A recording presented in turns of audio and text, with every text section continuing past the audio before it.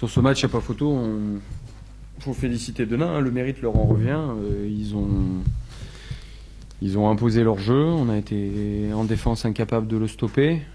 Ils sont à 60% de réussite sur le match. Je pense que c'est le pire match défensif qu'on doit faire de l'année en pourcentage de réussite. Ils ont mis 26 points de plus que nous dans la raquette.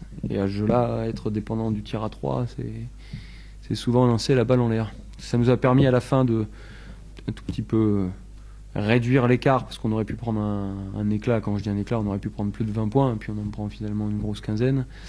Mais voilà, on n'a jamais été en mesure, du début du match, même les quelques périodes un peu de folie, ils ont gagné.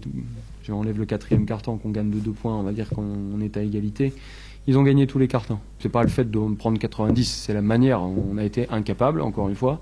C'est pas tellement après les miens que j'en veux. C'est Denain qui a su imposer son jeu, avec un hacker qui a été vraiment très fort, qui est souvent très fort contre nous, mais là il est encore meilleur que les 2 premiers matchs.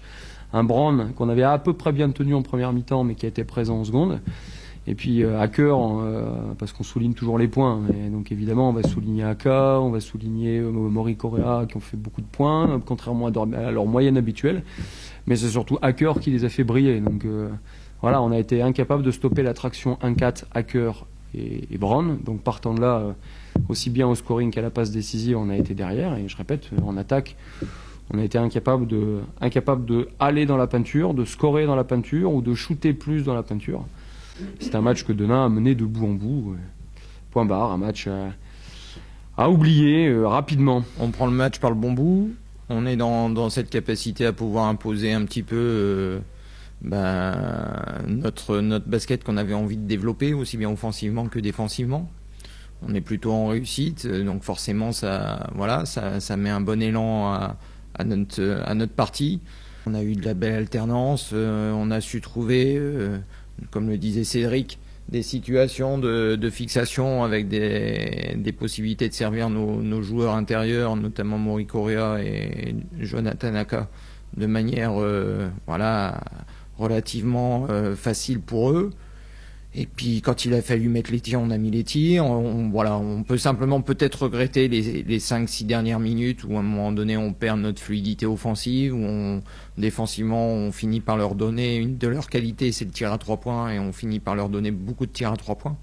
On sait qu'à un moment donné, ces équipes qui essayent de se battre sur un objectif de maintien, ils ont une ambition qui est souvent au départ importante dans le combat.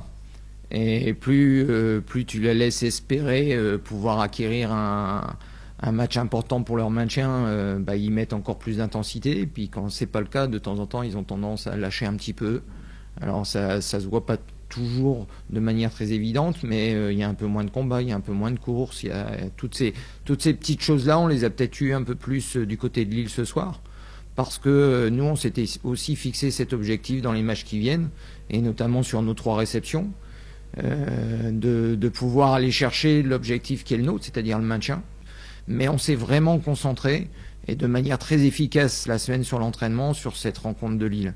Et je crois que les joueurs ont récolté le fruit de leur travail au quotidien sur la semaine, qui a vraiment été un travail de qualité dans la concentration, dans le combat, dans l'envie, dans le fait de pouvoir réellement travailler sur quelque chose qu'on avait ensemble envie d'aller chercher, c'est-à-dire la victoire contre Lille.